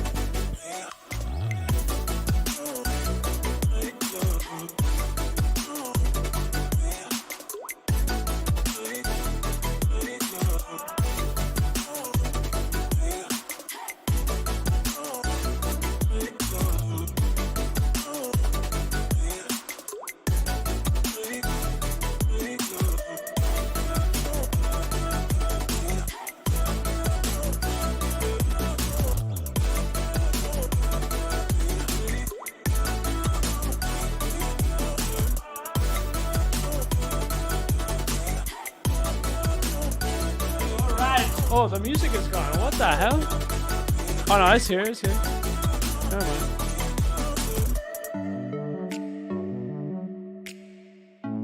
All right, ladies and gentlemen. Ladies and gentlemen, we are ready. Are we ready?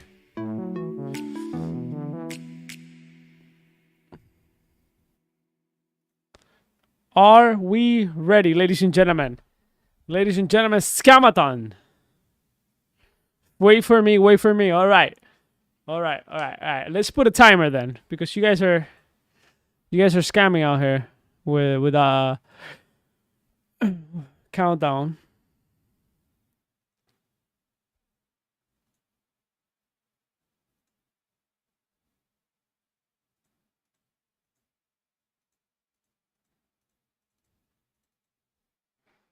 Let's put a 2-minute timer. Let's go.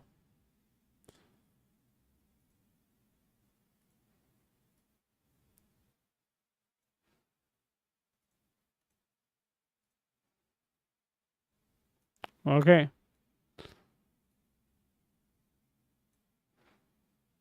2-minute timer. Go.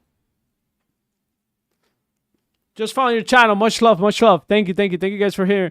You little scammers. You all little scammers with Mochaverse.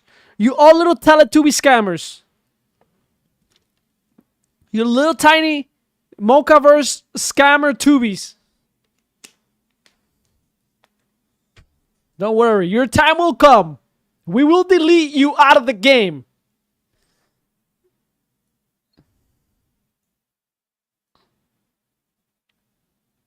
Damn, that's pretty wild. Aguanten, Teletubby. Aguanten los Teletubby. Aguanten.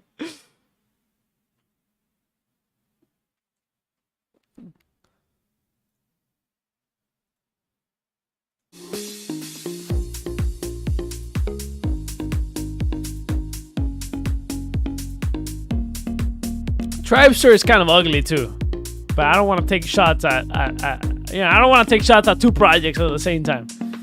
It's all right. Let's just delete Mochaverse for now. First, let's do Mochaverse first.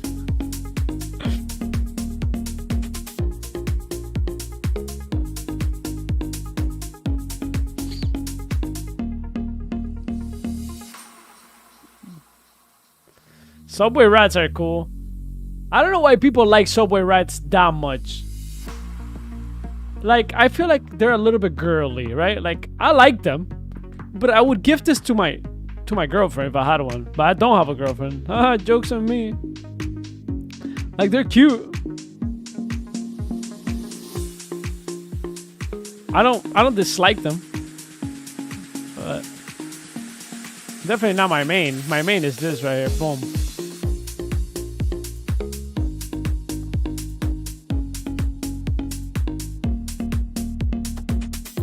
Well, that is true. You kind of do hate rats in real life. It's kind of cool to have something cute, I guess. That's a fair point.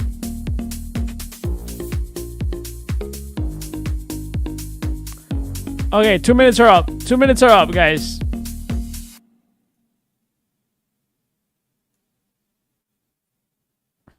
It's up. All right, let's get it. Here we go.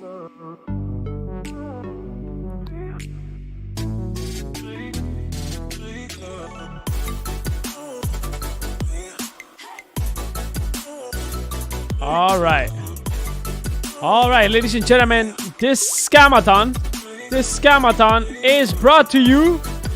All right, ladies and gentlemen, let me go ahead and give you guys. This scamathon is brought to you by the Juice Snooze.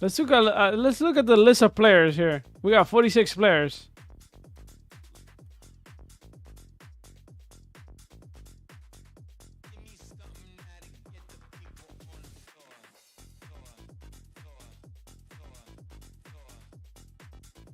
Hey, I saw that. I saw you disappear there. I saw you cheating there. Why are these people? Why does it look like everybody's cheating, bro? My bad. Scaffin is here, but in my screen, he's like disappearing here, bro. Ah, I hate this, bro. We can't verify shit. We need tools to make minigames. Fuck, man. Right? Are we just gonna copy all this? Can we copy this list? Can we get the list of people? Like, how can we copy this?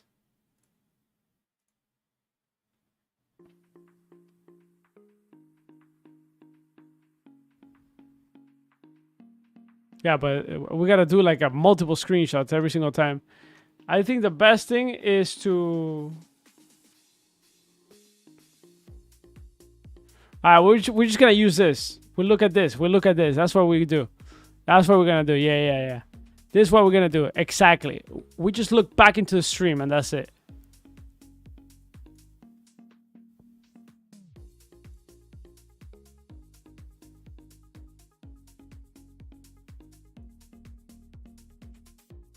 Right, guys?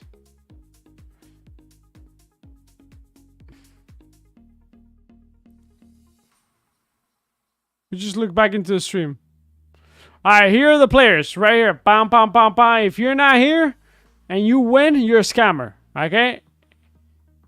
If you're not here and you win, you're a scammer. Alright, if you are not here and you win, you are a scamera. Okay, perfect. Here we go.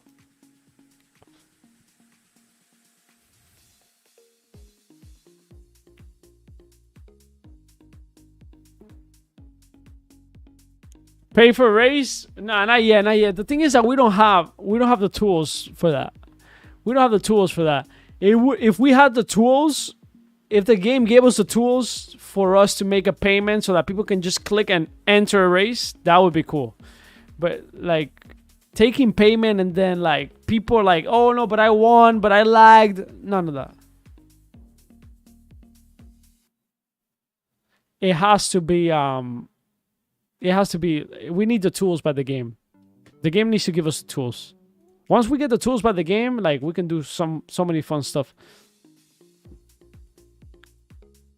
Alright, here we go. These little guys are cool as fuck.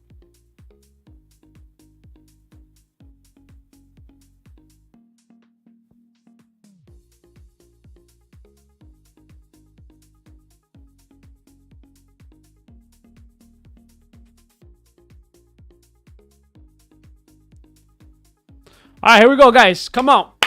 Second race. This one for 200 berries. 200 berries on the line. Here we go. Are you guys ready? Are you guys ready?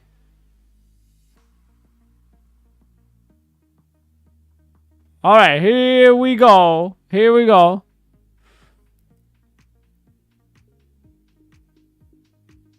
Alright. First to click.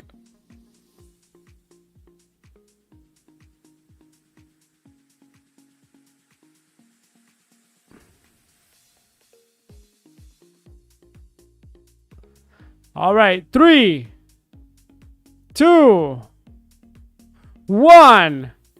Go, go, go, go, go, go, go, go, go, go, go, go, go, go, go, go, go. Holy shit, we got the Christmas hat in front. Is he gonna win? We got some Teletubbies in front. What's going on? Holy shit. What just happened? I don't know. Chimpix won? Good shit.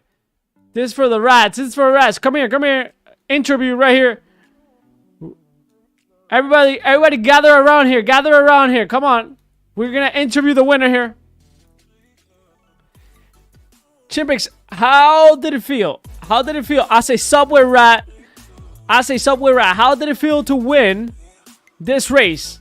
How did it feel to win this scamathon?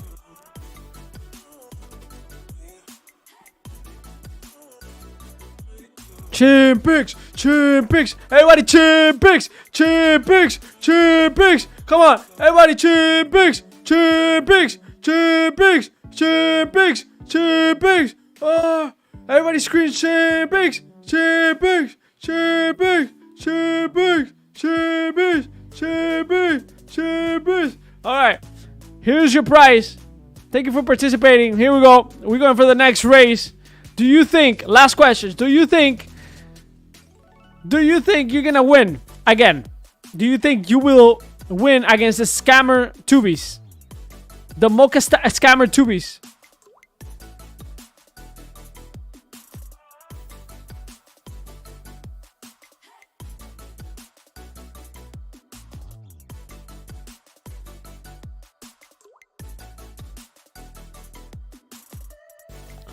You saw Chimpix cheat? What do you mean cheating? Cheating in what way, guys? We could check the live stream.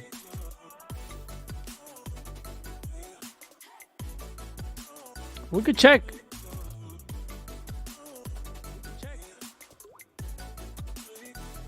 What the fuck is this? Stop. YouTube is so annoying right now with the YouTube ad blocks. Oh my god. Jesus fucking Christ, you're so annoying.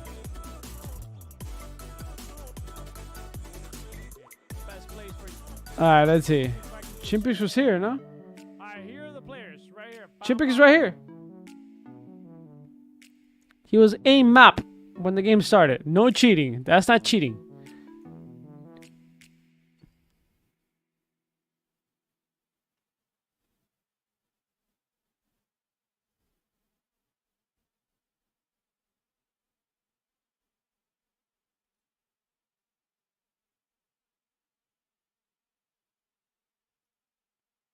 All right, here we go. Here we go. Here we go.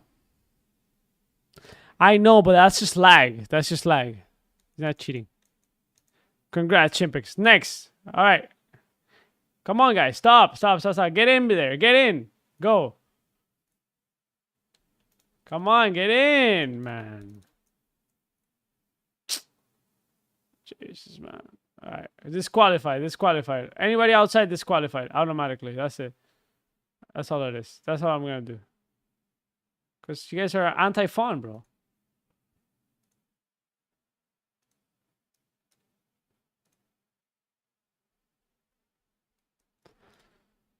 Okay, here we go. Here we go. Here we go. Here we go. Here we go. Get close. Get close. Get close. Number 3. Round 3. Round 3. Double or nothing. Double or nothing. 400 berries. 400 berries. 400 berries up for grabs. 400 berries up for grabs. Here we go. No scamming. No scammers out here. Here we go. No scammers in the scamathon. All right, let's take a look at the scam list. Where's Pampachu? They ask. We got to bring out Pampachu. Pampachu, people want to see you. You're famous. Let's give you some food. I am missing my streaks with Pampachu. Come here, baby. Let's give you some drinks. There you go, Pampy. There it is. Pampy's here. All right, Pampy's back. Pampy is back. All right, let's take a look at the players right here. Make sure you guys look at this very closely. No scamatons. No scamatons here. No scamatons. No scamatons. All right, all right. Here we go. You guys ready? You guys ready for scamathon? You guys ready for the scamathon? Are you guys ready for the scamathon? Yes or nay?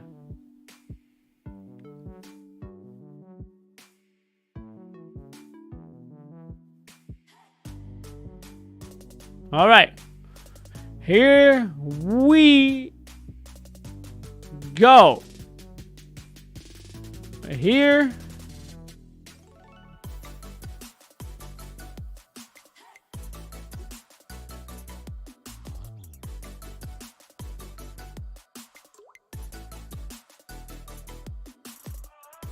You guys are not ready.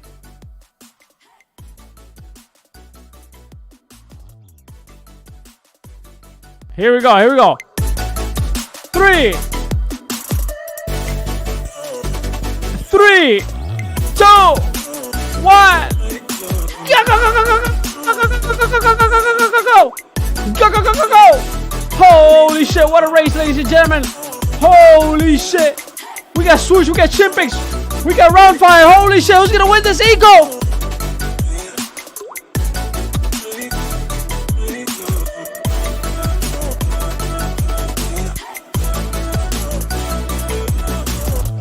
Swoosh again. Actually insane.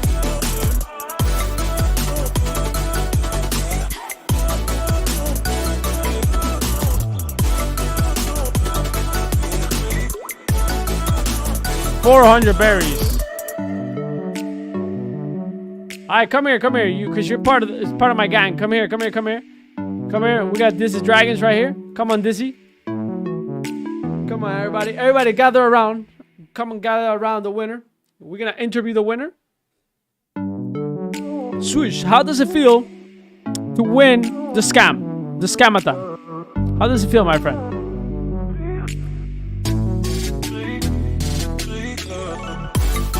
Winners win. That's a good answer. That's a good answer, actually. Winners win. True.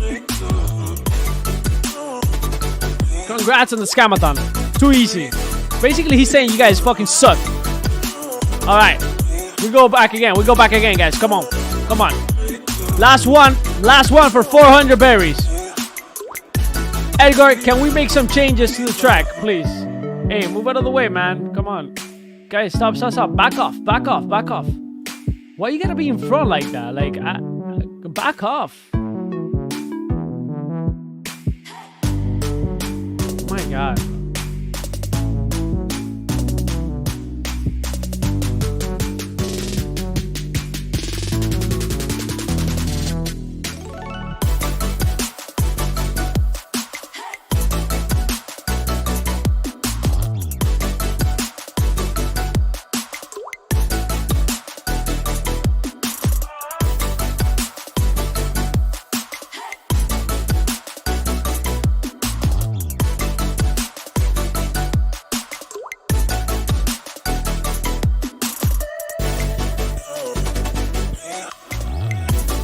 Make some changes. Make some changes.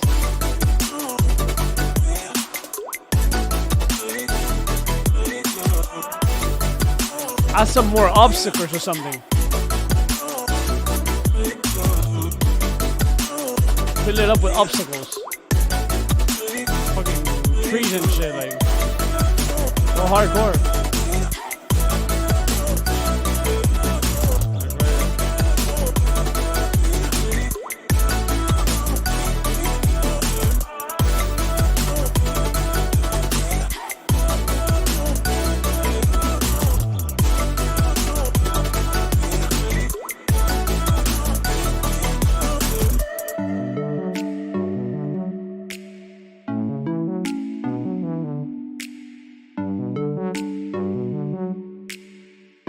Fuck did you make it through? What the fuck?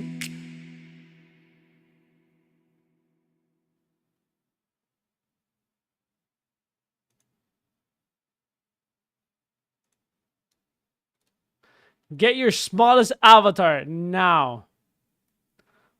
Get your smallest avatar now. Wait, you can't make it through? Not even Geos can make it through. I fucked it up.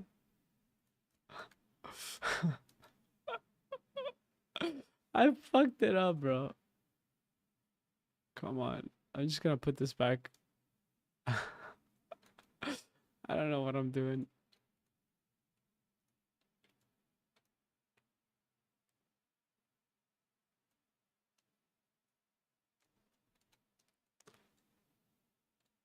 I'll leave it up to you, bro. All right. Here we go.